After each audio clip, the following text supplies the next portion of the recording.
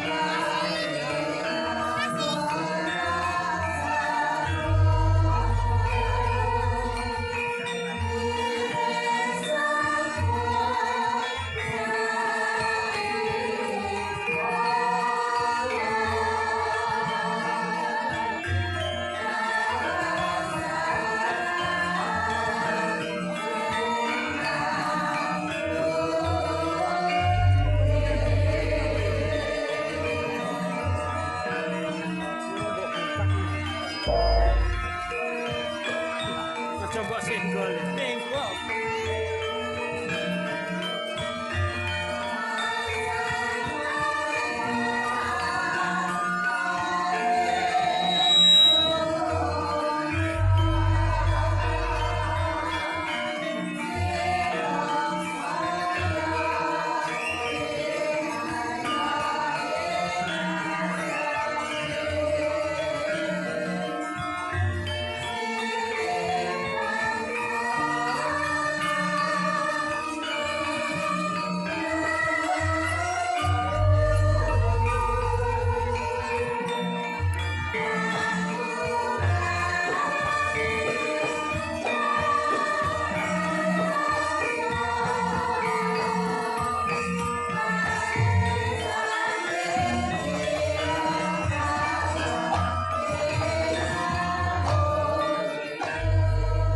Sumat laksorote lewat patong bro mati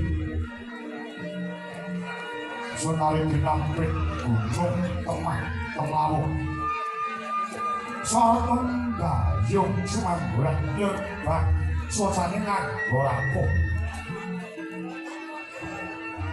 Narantos sunari diwan arako dinampi sirate ojo ngastimo Warmo datang bukal kawis tinggal gila Punang sirat apet manitulangkan sorote diwan patong bro mati Raja nyebut asmani Gusti Ngemo welaskan saratomo bro asik Amor wani narep bukongon wengi negari pun ditengkek pinoko Gadioman bukanin carito dalumanki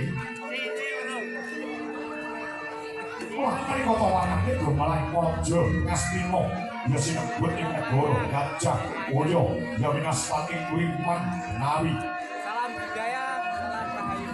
Oke. Patut minangka panggonaning carita lan berkaya dari santos lan antuk kalih sewu lan jangkep sedoso Dasar goreng panjang marang kunjung pasir bukit rumah Rimah loh jenari kerto Mati.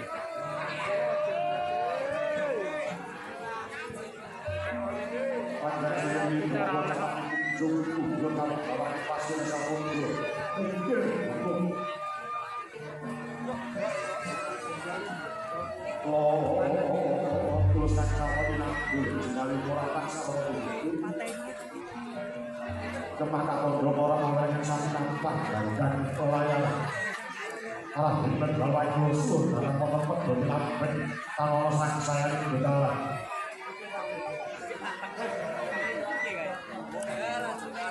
hari masalah pemotor yang sambil berdiyo bersama kendali jejer ipin amben jumlah tepung narikis kapan biar kemah urung pak sengit kemah ala jani porojo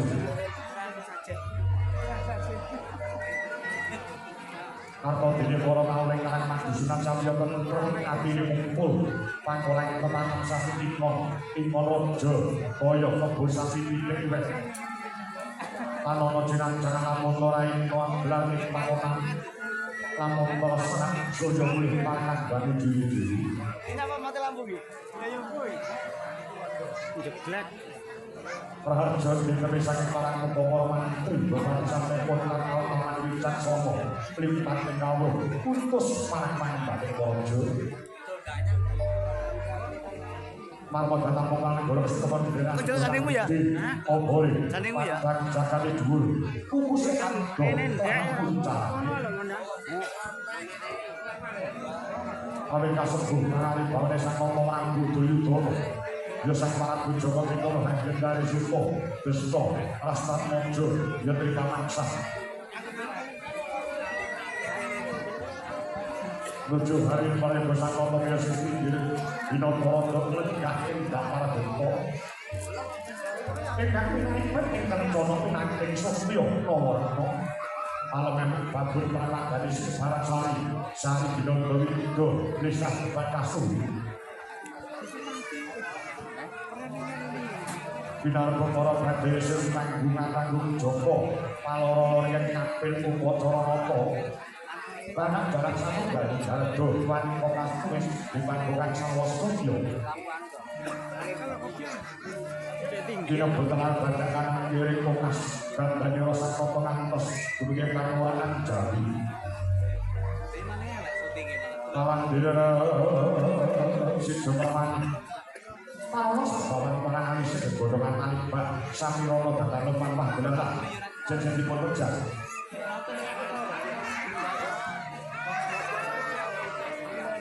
Among lamat-lamatnya karso separani Prabowo menyoharani Binaro kocai persiko jarake kencong no satu goreng balikin di masa bawah ini orang digending yon masa ingin sambianan buntalabi angayai pakadang Praja pating carang ini dan ini mondo orang bosoyo mui semani pangan Nali kau semua berikan kesami jilbangan kira sang tokoh Prabu Duryudana. Kasarun Pramunya ingkang merompok posko saking negari Pandhawa sang Prabu Salya yari sang Narasoma Sigra ing acara lenggah. Pandrang Purayanggung minangka pramandha Sasmita Marawing kang rama ing Mandalaka.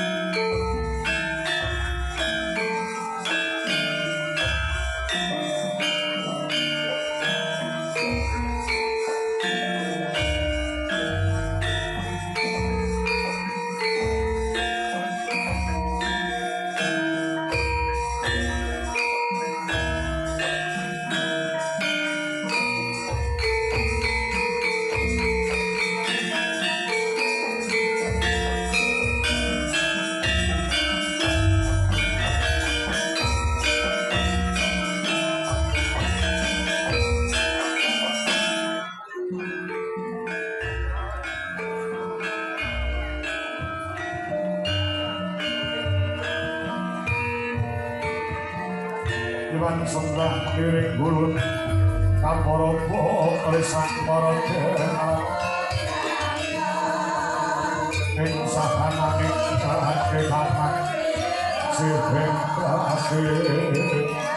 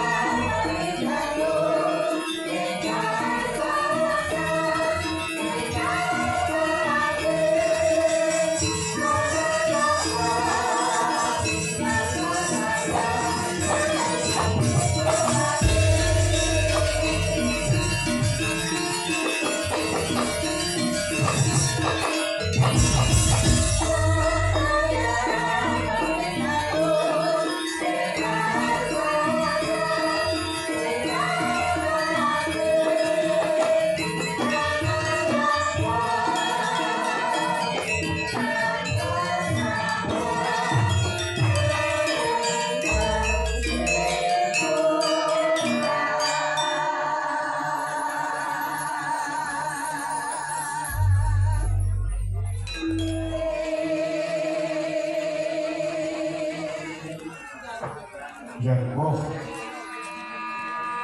pamoring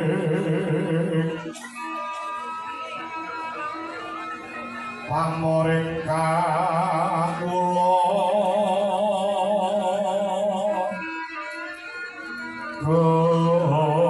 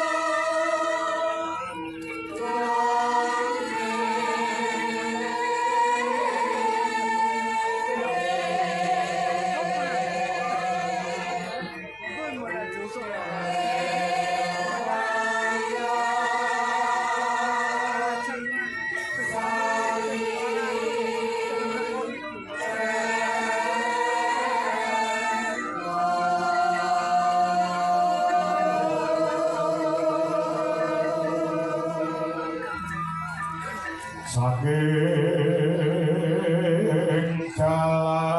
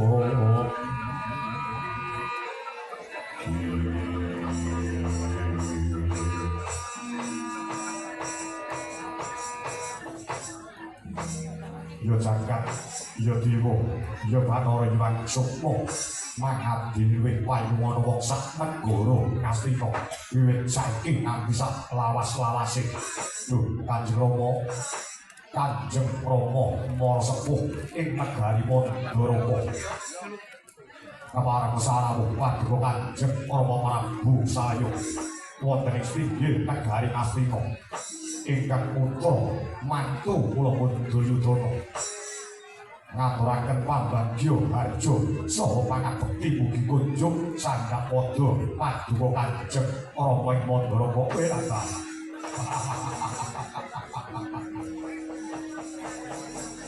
Inggih anak Prabu Nirbaya Nirsangsaya pratane ingkang Rama ing Mandharaka budal setengah papat saka ing mah kula iki mau tansah dinandhar kawilujengan Nirbaya Nirsangsaya adoh saka Gondha Rencana manggih Basuki dina samangka parangka ana ing pinggir negara Ngastina iki bektine anak mantu Nyang Maratuwa sampun kula tampi andadosaken bingah ing manah lega ing nala. Boten langkung pangestu ingkang Rama Maratuwa ing Mandaraka Narasoma katur wonten ngasanipun angger anak Prabu Jaka Pitana. Nggih, Kanjeng Rama Gerawalan anggen kula mundi kaptekaken wonten ing Jojo urmating Mardaya miwah ana kagem kayuwanan. Boten langkung monggo kula dherekaken lenggah ingkang kanthi payogi. Inggih, nggih. Karaos boten kirang prayogi anggenipun ingkang ana ing Mandaraka ngabiyanta sowan ning ngaten nggih. Kendhih kumrung suminggalih kesuk panataling kalbu daya-daya ingkang Rama nyuwun katerangan kang sarta nyuwun dawuh. Boyo wonten wigatos ingkang pundi sawetawis hari ingkang sampun kamuri jengandika angger kurmati utusan arep mati. Prakta wonten negari Mandaraka kirim pagita utawi nawala. Sareng sinarasa surasaning tulis wonten mriku kapasmani dening Kyai Prabu Duryudana ingkang wonten nawala kala wau paduka paling jawuh ingkang Rama ing Mandaraka kasuwun prapta wonten ing Sringgil Nagari Ngastina mriki mokalir yen to boten wonten wigati ingkang prayogi ewadene saklangkung wanter timbalan paduka. Lah menawi geni kuwi ngedari ngakatah ingkang Rama ing Mandaraka sumedya ngangkungaken jangga niringaken karma nyadong rumenang sabda sabdanipun angger Jaka Pitana surasane ing donamu.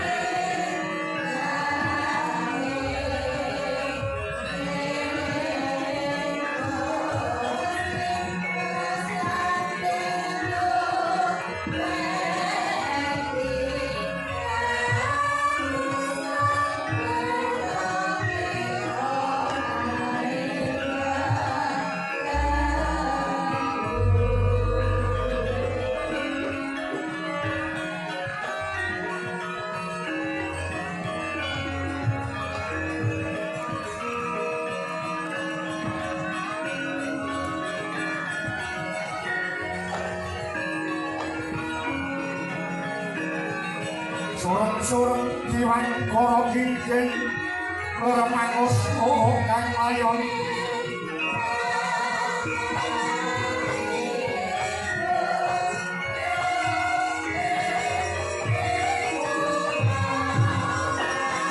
anak Prabu Duryudana saking kula dangu wonten wigatos menapa ing dening Kang Rama ing Mandaraka kasuwun prakta wonten negari Ngastina paduka mingkem 1000 basa namung kemawon ingkang dadosaken kagiyan marasing manah kula paduka netesaken waspa tegese neteske kula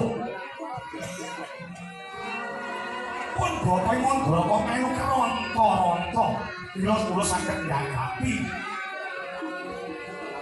kula saged nggarai toyota jengandika renggan samangke nembe wonten jembolaning perkawis ingkang andhari panggonan Ndang Sumawa nggih.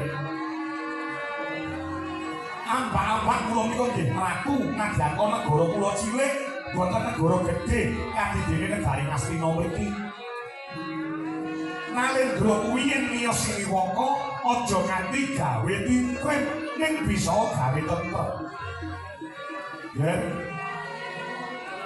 Paduka lenggah wonten ing Jampar Kemarabon susah penggalihipun. Para nayaka namung mendel, boten saged matur, boten saged gumecap. Monggo to, Ger. Paduka gendong perkawis menapa? Mbok menawi ora cetak lungsu-lungsu yen to bapakmu maratuwa Mandharaka iki iso melu kudu mudari ruwet madangke pepeteng.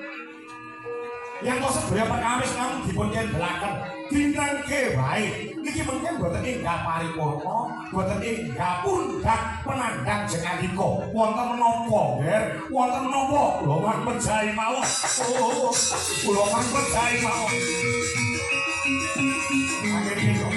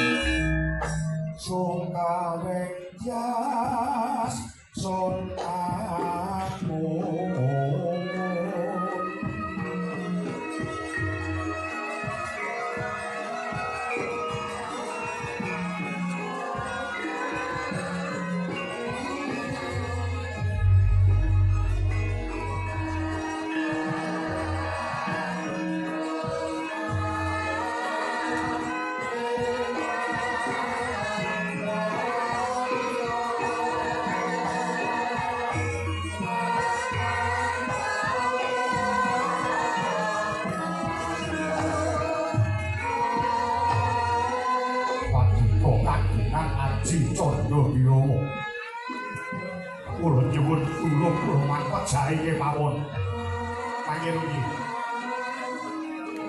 suwe ora ketemu bareng ketemu kok njaluk mati nggih wonten iki gantos menapa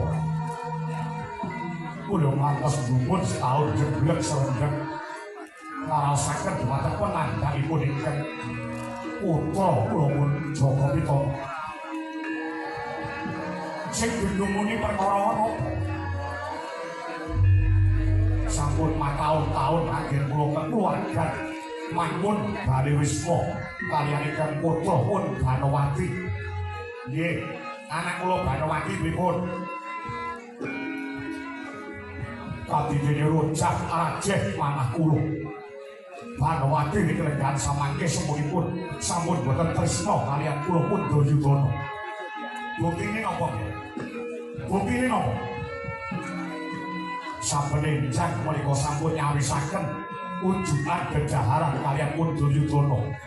Ning nyatanipun sampun dungkap 7 dina kaluwan samangke. Banowati pun boten pun ladosi dhumateng pun Duryudana. Kula caketi Banowati nalih kula takoni boten purun semaur. Sepit ora tang raking manahipun ingkang putra kula pun Duryudana. Saben dalu tilem wonten ing patunggon. Kula mlebet tilem wonten kamar dhek malah metu wonten ruang tamu. Kula susul metu Banowati mlebu. Ora gelem nyawisi apa-apa dhumateng pun Duryudana, ditakoni ora gelem semaur. Ora gelem lati kawan pun Duryudana. Kula menika ngantos gumun salah kuwi apa lupute Duryudana niku napa? Monggo kula dadi wong lanang niku sampun kula tetepi wajiban kula. Apa pejaluke ingkang putra pun Banowati, bojo kula pun Banowati kula sebatani. Saged jaluk bangsa sing larang-larang sebatani. Ning atalipun semunipun sampun gila dhumateng pun Duryudana. Bapak Prabu, kula pun boten iso nyangga pacobaning gesang yen to Banowati tingkahipun kados mekaten. Napa kira-kira Banowati pun boten remen kaliyan Duryudana? Apa kira-kira wonten wong lanang liya ingkang mlebet wonten atine Banowati rasanipun kula dicipake?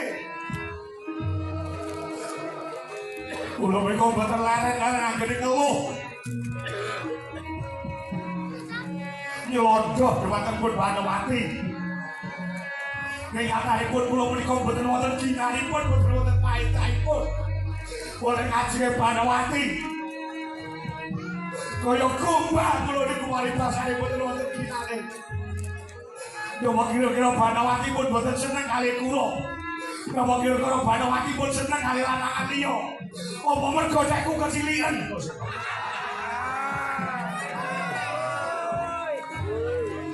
Sampun pinten dina. Sampun dungkap pitung dina kaliyan samangke. Pun Banawati boten purun dados kula. Kula pangpateni mawon.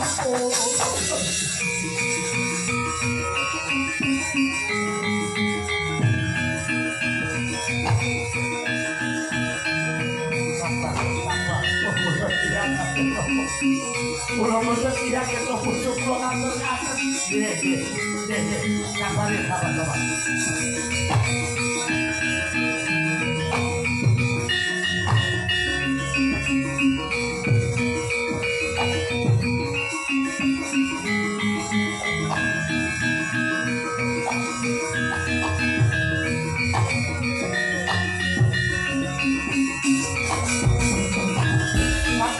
Saku kapelangu hari mangkul dinong beda sangrenaning bawana sangrenaning bawana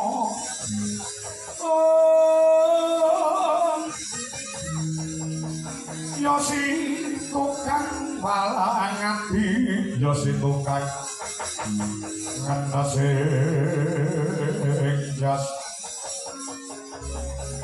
ya si tukang kutungari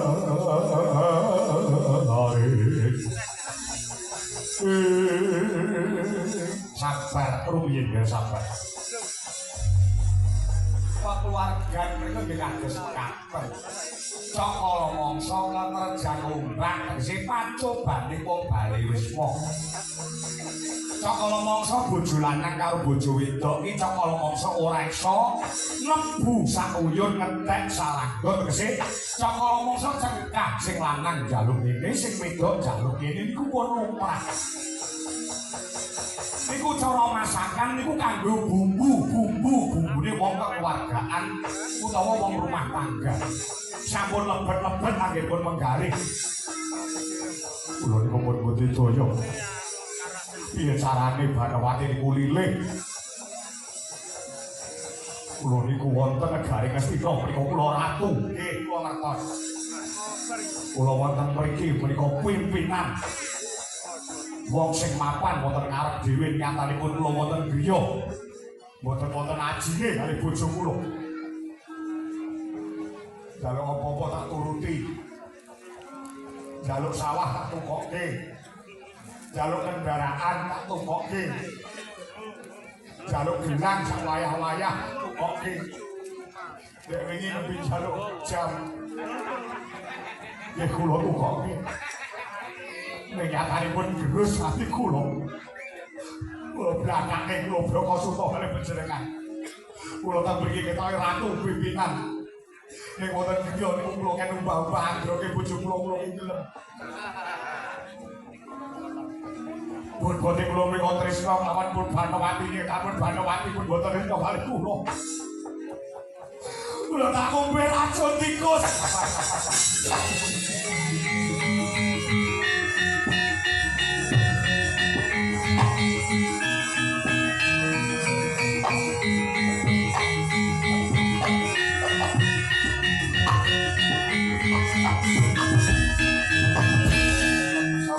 Pamoring sapa enuk moyo winah ya dinasepi sinipun palange kalbu panggoganing warono jane iki dudu perkarane Prabu Salya wong tuwa duwe kewajiban yang anak niku menehi jeneng sing apik dibudidaya mrih dewasa sing kewajibane wong tuwa sak banjure nyekolahke sak dhuwur-dhuwure sawise nyekolahke sak dhuwur-dhuwure krambeke marang anak mau yen kok anak wis rabi tegese wis gugur kewajibane wong tuwa nek wong Jawa ora iso Paribasane diculke sirahe diganduli buntuti yen panjenengan sambat kaliyan kula. Perkara solah bawa pangati si Banowati, kula tak nyuwun wekdal sekedhap kemawon. Kula pentukane Banowati jane eneng apa? Perkara niku lek mung dinengke wae mboten badhe rampung. Kula wonten rasa padika Kanjeng Rama Prabu Mandara kula tak nyuwun wekdal. Kula pentukane Banowati sinartan sembah Gusti muga-muga entuk titik temu apa sebabe kok dadi Banowati lan mriki seperti kados mengaten nggih sesuatu matur nuwun Kanjeng Rama.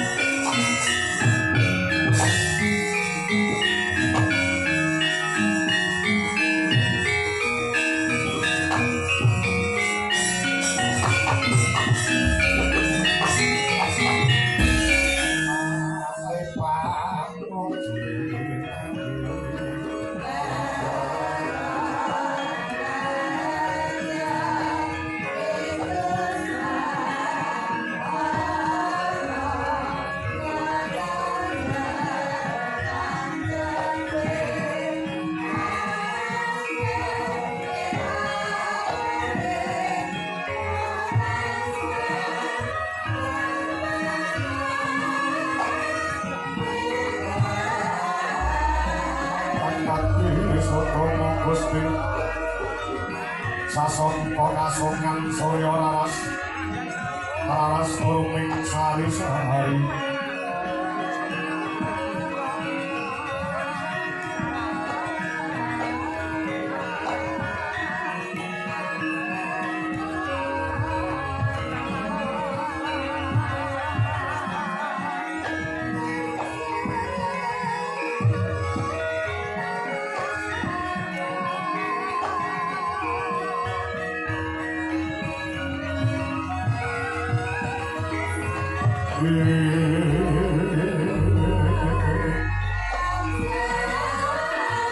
Samyo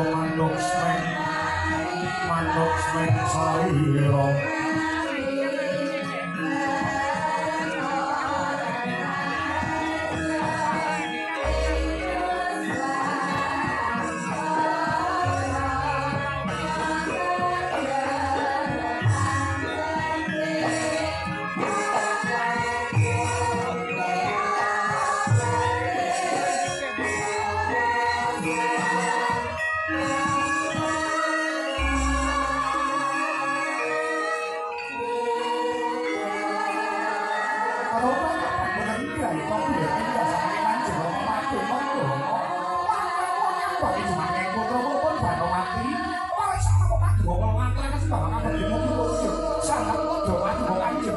Dewaji ya wis tak apa. Sumpun. Aja diprok kaya ngono iki. Wis tak tampa bener becik. Kaya bombong ya wajane ngono. Ora liwat pangestune bapak ditampani ya, Bro. Inggih. Kirawane nang nggih kula pun dikabaraken motor Jojo. Ora pakai warga ya memang ora daging kayuanan. Bapak Pak, kalian sinten? Karo sopir.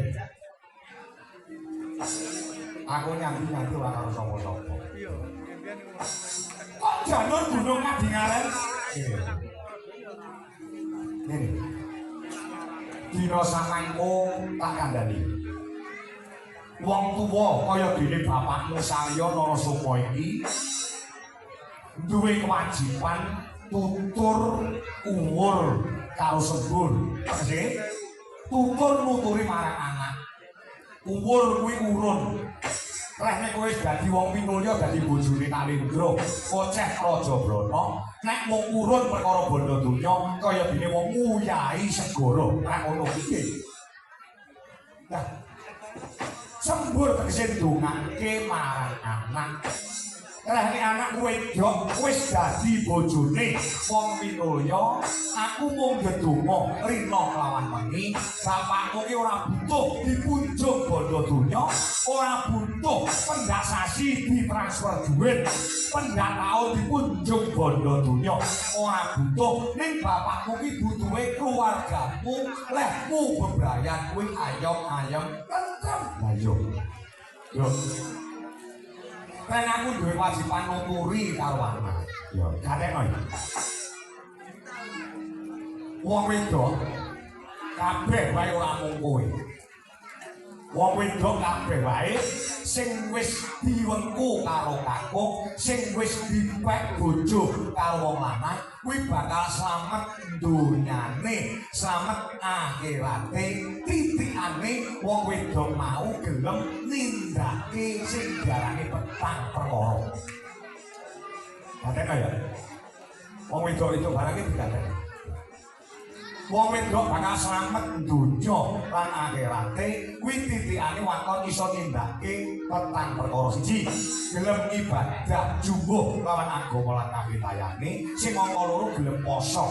Lire poso ki ora mung ngempet nelak karo ngempet luwe, masane mripat piye, masane lambe piye, masane kuping, masane ati kuwi kepiye. Nah, sing angka 3, wong wedok bakal slamet donya lan akhirate. Wong wedok sing bekti karo kakunge, bangun miturut karo bojo lanang. Apa dikaya ngopo lan piye? Apa wong wedok kuwi gajine belanjane luwih akeh tinimbang sing lanang? Ingkang minangka dadi tetuanggane wong keluarga kuwi wong lanang. Apa kowe mentang-mentang dadi anake wong sugih, dalah bojomu anake wong melarat, ning gelem ora gelem selaku dadi wong wedok kuwi kudu manut karo kekarepane wong lanang. Nyibarate sing sagenake saya cetha. Nyibarate wong wedok kuwi sawah, wong lanang kuwi pacul. Sawah arep dipacul sak wayah-wayah. Ora kena selah, ora kena semoyo. Mergo kuwi dadi kewajibane wong wedok ngladeni wong lanang. Kula mboten paham. Lah, mosok sunah Rasul malam Jumat ora ada. Nek wong lanang duwe karep saresmi utawa kumpul karo wong wedok, jojo pisan-pisan wong wedok kuwi nampik kekarepane wong lanang. Oh, bak menika yo kudu kok tindake. Yen kok nganti wong wedok kuwi nampik kekarepane wong lanang dalam rangka sanggama kuwi mau, hukumane kanggo wong wedok bakal dikutuk karo malaikat sajroning sawengi utuh. Kuwi hukumane. Dados menawi wong lanang menika mlebu bekan nyelo-nyelo kepengin kumpul karo bojo, kepengin kumpul karo wong wedok ora kena nolak. Ora kena nolak. Nek nganti nolak hukumane dikutuk karo malaikat. Kok selaku dados wong wedok kok nakon, takon opo? Nek wong wedok iki awake kesel, awake lumrah, awake kudu masuk angin, greges-greges, kok gawane budidhe kados pengaten. Wong lanang lemah bengah nyelo-nyelo njaluk kaya ngono kuwi, apa ya kudu dikinakani? Nek ora pengin dikutuk karo malaikat, pinangkanono. Carane pinangkani kados pundi? Wong awake iku lara, awake iku mboten penak. Ibarate kaya wong mangan kae ler notok gen dipulungi dhewe. Mosok apa? Sing penting ora nampik, ora nolak. Lerno cek cara wedan, lerno ning lepek mungkin diseruputi dhewe. Seruput. Ger. Ning sarunge mok seruput kudu disebul dhisik. Masuk. Terus mboten kepareng ora entuk. Sampe kok diwarik ceritane. Diwarik. Piye? Sing duwe karep wong wedok, ya ta? Lek ngake wong lanang nampik kekalapane wong wedok hukumane kanggo wong lanang apa? Menawi kala wau padha paling jauh. Yen wong wedok nampik kekalapane wong lanang, wong wedok wau bakal dikutuk karo malaikat. Nek iki diwarik ceritane, sing duwe karep wong wedok, wong lanang nampik kekalapane wedok, hukumane kanggo wong lanang apa? Sah ora apa-apa tur ya ora dosa. Kok saged mboten dosa? Ibarate wong wedok kuwi. Ibarate wong wedok kuwi ril sepur, wong lanang kuwi sepure. Arep ril sepur ki nangis getih, pengin diliwati karo sepur. Nek sepure turu bareng. Apa ya iso kon ejes. Ora iso wong sepure ku turu. Tapi dipaksa ora iso. Kaya wong ngejet. Lah, kasih sing ngomong papat. Iki lho. Sing ngomong papat. Wong wedok bakal slamet donya lan akhirate wong wedok sing iso njaga kehormatan. Leripun iso njaga sawah sanding WC. Iso njaga kehormatane, ora pati leladi karo wong lanang nek ora bojone dhewe. Paham? Nggih, saiki. Goncang kancing langit kelap-kelap kakon. Lagi saking alis pisan melek kandung sabarang kadulu. Sabarang kadulu ukir moyang mayit saking biak baliwo. Lumare sang kandung duhari sumito tanoyo parang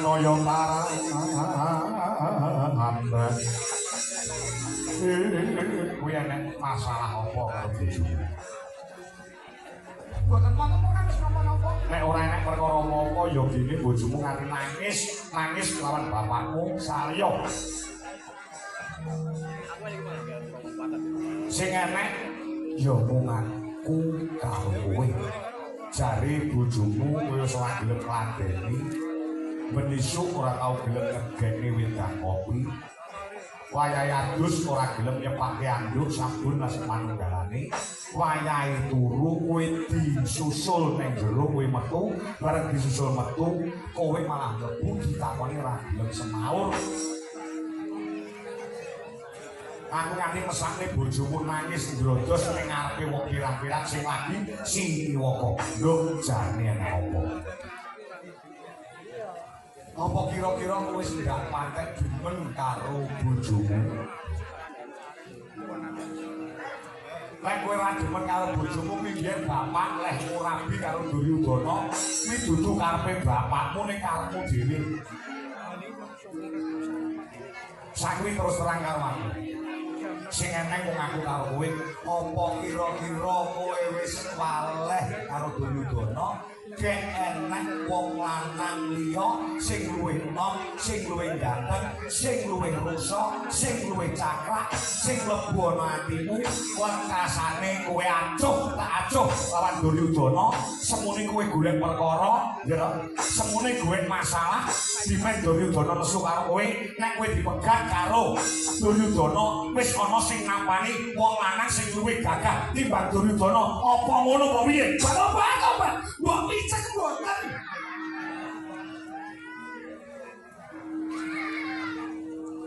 Ora. Mboten. Apa mergo dhek bojomu kecilikan? Mboten.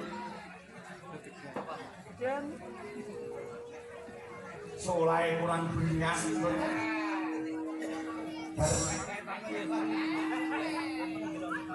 Sajae nek karo Duryudana kowe dicejake ora gelem arep dikeloni ora gelem. Enek apa? Banowan. Ya iki dinengke wae iso uga Duryudana bakale lampus diri gantung diri nek kowe ora tembung apa-apa oke kowe ora gelem lagi kampus.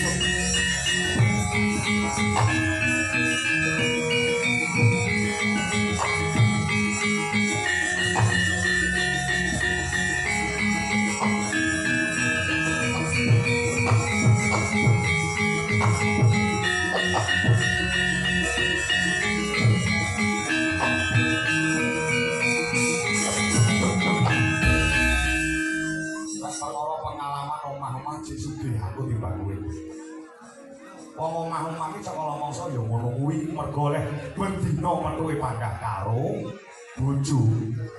Ning ruang tamu pedung ya karo bojo, ning kamar ya pedung karo bojo, dolan ya karo bojo. Kuwi saka mangsa kuwi sok mengalami kejenuhan. Kuwi normal. Ning kabeh wis digondheli karo pangiketing agama lan negara bojo bebojoan kuwi nek iso selawase urip. Lho Mas Pore. Kok ngoten mawon. Sik. Mari kok kowe sing SMA dhisik, kowe tau gandeng karo sing jenenge Janaka. Apa kira-kira Janaka biro kowe? Woi. Woi. Hei. Klemben roti. Biyen saiki tinggine munggah amben pancen gematine ra kaya sing biyen. Si Huning mesti kok tuban, nek ora penting asal duwe anak.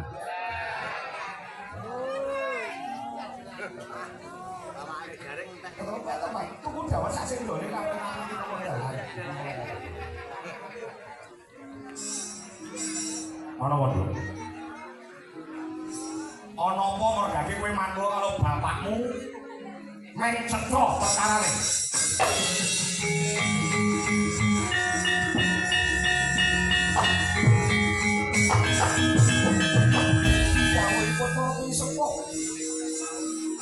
Paring jawuk para mintuna nate medhar sabda Kanjeng Rama Dewaji.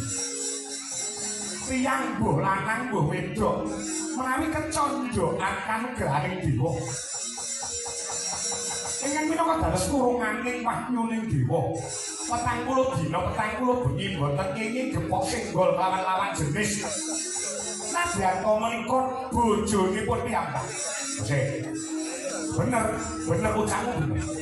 Wong nek kecondhokan wahyu ning dewa kuwi 40 dina, 40 bengi ora kena gepok senggol karo lawan jenis nadyan kuwi bojone dhewe. Kowe kok ngucap ngono kok kowe entuk wahyu. Kan jero. Sawetawis pitung dina iki sampun kamuri. Kula dipun tamu dening Pulen Bathara Narada. Paring jawuh kandhang samangke, kula sampun pilih dening para dewa minangka dados sasana. Ini minangka dados papan dunungipun Wahyu Trimanggala perangane Wahyu Ratu. Kula Bathara Narada paring jawuh supados kula ngreksa. Supados Wahyu Ratu ingkang sampun mlebet wonten jiwangga kula jiwaraga kula. Mboten luwih saking anggaripun pun Banowati. Mila jroning sawetawis hari menika kula mboten purun dipun gepok senggol kaliyan Kanjeng Sinuwun Prabu Duryudana. Awit kula kecondhokan Wahyu Ratu Trimanggala batu. Kok apa-apa lho. Aja tenan.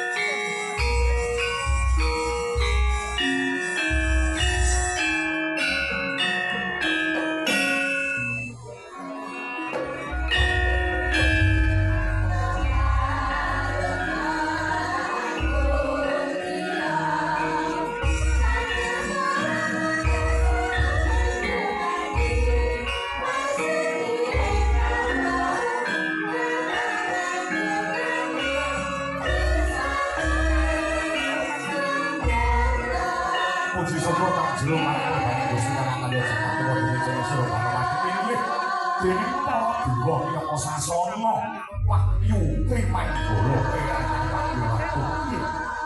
Kula Bathara Narada paring dawuh pilih kaliyan samangke badhe dipun turunaken wahyu trimanggala inggih menika wahyu ratu ing sampun sajiwa kelawan kula ing ngomongane wahyu pamongan saka wahyu senopati ngono ya lho. Yo. Yen wis entuk kecondongan wahyu direksa aja nganti uwal saka anggen. Kanggo sono mukir sejarah negara Ngastina biyen kula nganti sayaene ora nate kecondongan sing jenenge wahyu ning dewa. Sak dawuh dijaga. Duryudana lan ngertekake supaya melu ngreksa, melu njaga supaya wahyu Ratu Trimanggala katon ning negara Ngastina. Lalu pamit dulu. Dawuh sembah kula ing nggih lantu kemarasasan kadene nintang kaliyan sungkem kula wonjo wonten asem manduka. Yo, dalem pamit. Assalamualaikum.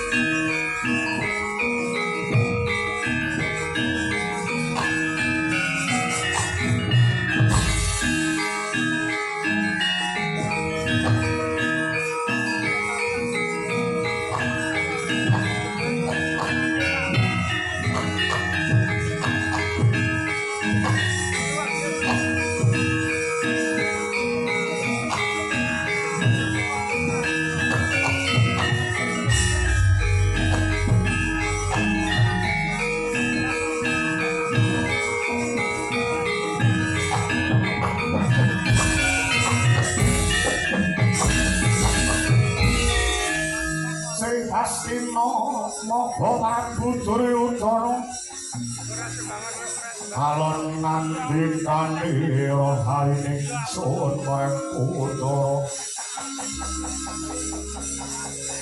Arining sun marang Utara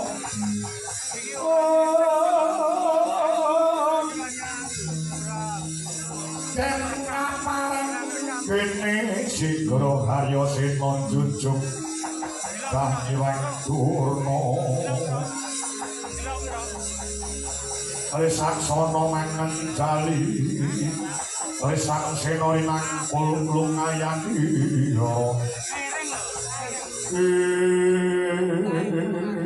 Kados pundi Kanjeng Rama Prabu kadine ngentosi silping paku gabus kemampeng watu item iki kerjasama kula nyuwun jauh sebat menapa Banowati ndarbeni nyicilo ayem nyicilo seneng anak Prabu Duryudana paduka yang salah panampa kleru panyangka sampun kula suwune katerangan Banowati sampun jujur kalian kula sinten tiyang kakung ingkang wekasanipun Sena Kose Kok pangkat cemburu? Anane Banowati ndarbeni pertingkahing kados mekaten boten kurung lelaki lan boten kersa ngadosi panjenengan. Menika pancen wonten sebabipun awit dawuh para winisepuh sapa wae sing kecondhoan wahyuning dewa 40 dina 40 bengi ora kena gempok singgol lawan jenis. Banowati sampun maring dawuh dumateng ingkang Rama Mandaraka pilih dening para dewa kalenggan samangke ngestina ngukir sejarah anyar. Mungkin sejarah anyar perangane Wahyu Trimanggala. Wahyu Ratu sampun dinegem ing garwapun Banowati. Dalah-dalah. Weh, saestu yo.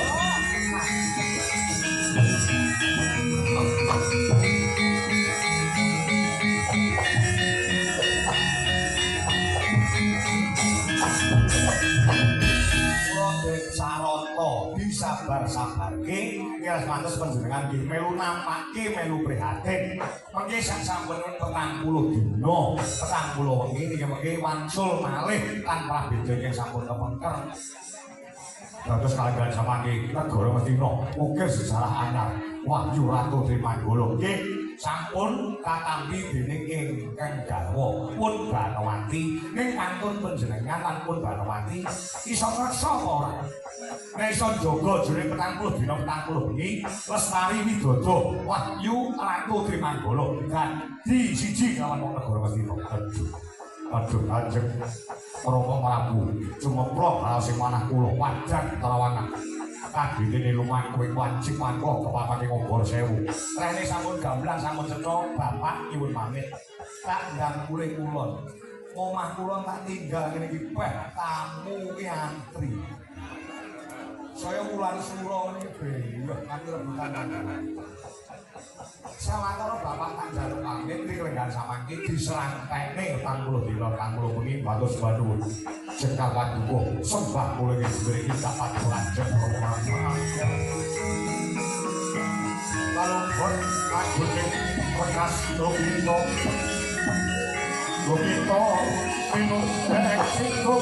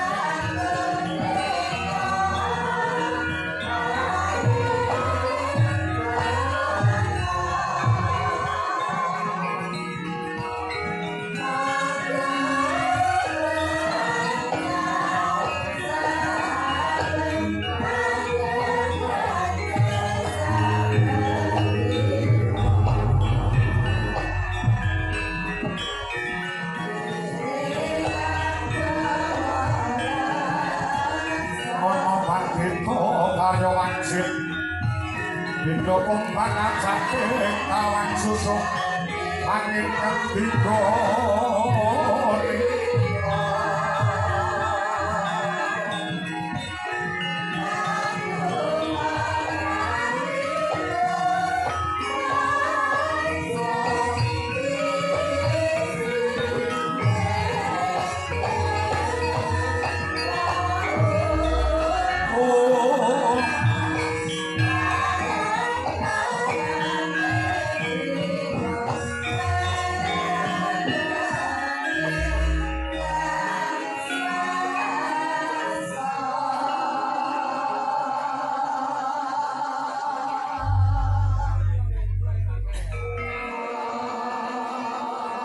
kasiring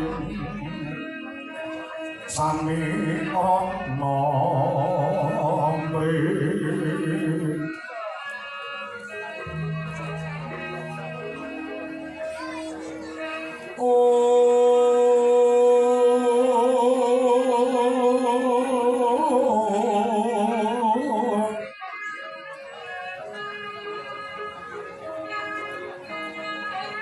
sekarang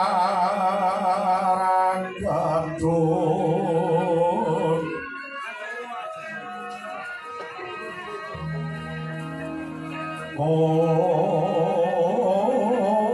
ngas gandanyo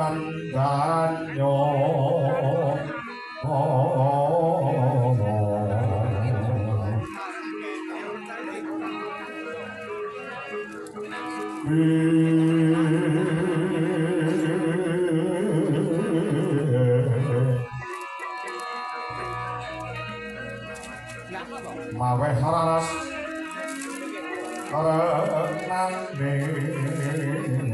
driyo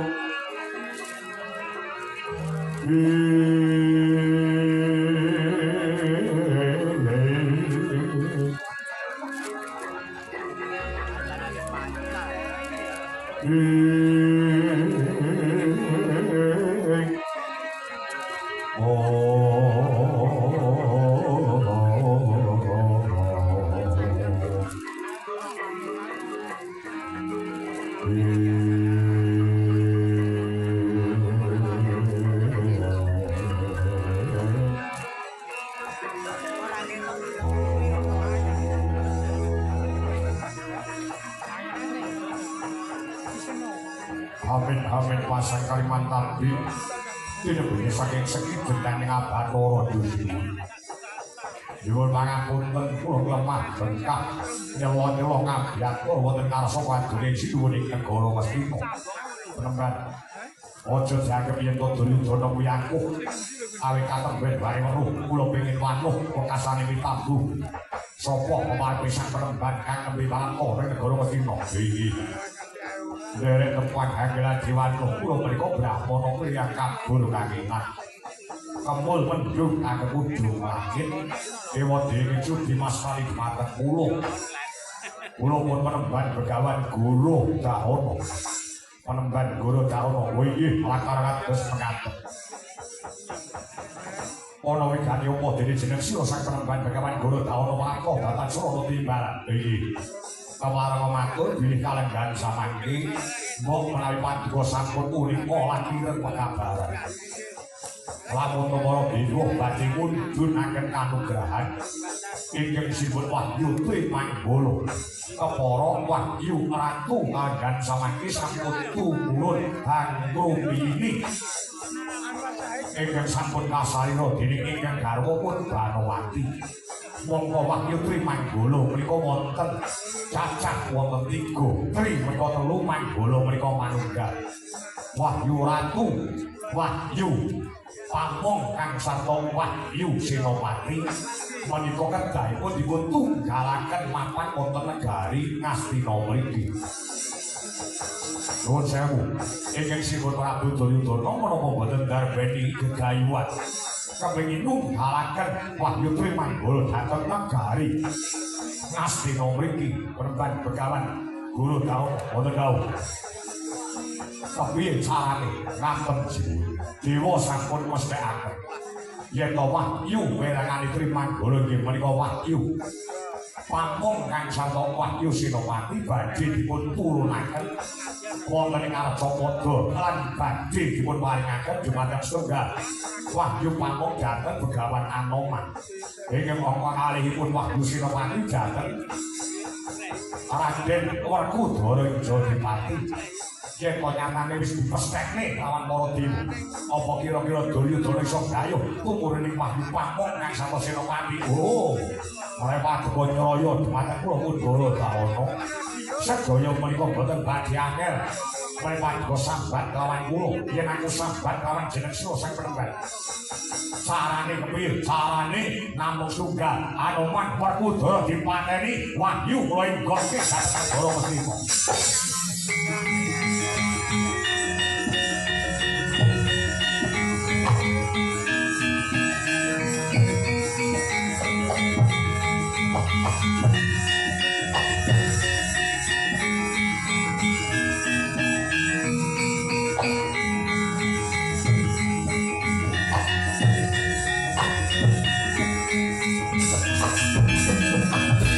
saranane wong yen lubung batah klopo kurang dolim nalika salat sandika yen wacana kudu manis apa kira-kira Sang Penembak Begawan Gorodawna iso mateni Werkudara iso mateni Anoman menawi namung Werkudara kelawan Anoman enteng tumrap pisan Begawan Gorodawna aku pengin janji ning aku pengin bukti tenan yen jeneng Sira Sang Penembak Gorodawna bangkit lan bisa nganteni Werkudara lawan Anoman lan bisa boyong wahyu Trimanggala jangkep telu ning negara Mestina lak dadene pujangga ning negara Mestina selawase urip iki menawi menika ingkang badhe dados panyuwuran paduka badhe kula buktekaken kula boten namung janji ing kula buktekake leh mumangkat bakal manteni Werkudara lawan Anoman badhe tansah bungobor Sala Sudamara bakal kundak kalulat kula budal dinten samangke kula bencang wangsul beto blatange Werkudara lawan Anoman yo ngangkat iki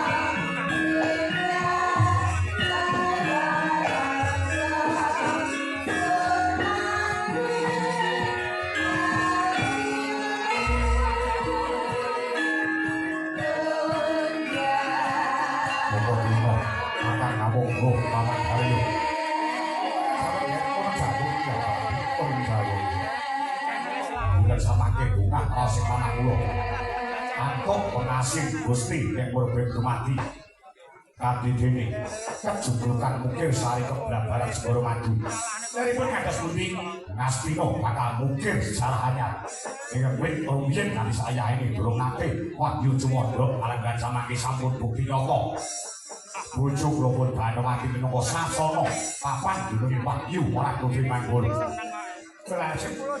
Wahyu telu badhe kula tunggalaken dados tunggal Wahyu Ratu Wahyu pamong kang saka Wahyu Senopati kula klumuke dhateng negara Wastina carane kula sampun utusan kepada perempuan Begawan Guru Taono yang badhe mejahi kelawan pun Werkudara kelawan Anoman mati Werkudara ilang dewe Duryudana piye sakjane karo wong Jawa sampun karo damel siagane para kadang-kadang kula ing mangke bumiring memanungi lampahipun perempuan Begawan Guru Taono tutarik Duryudana upadi lan golek srana madine Werkudara kelawan Anoman piye saged dawuh karo marmo kote dawuh ora bukan tukang kodo kantung sibuk jenenge soto beli kundur hangganon kuwi kesangan dawuh Saben kapali kok main kono terus rampung mangan dene sang Mita Prabu Duryudana. Sasmita arsa undur angadaton. Kaya dene wis antuk Sasmita asih saking purbaning Gusti kang kalih jagat.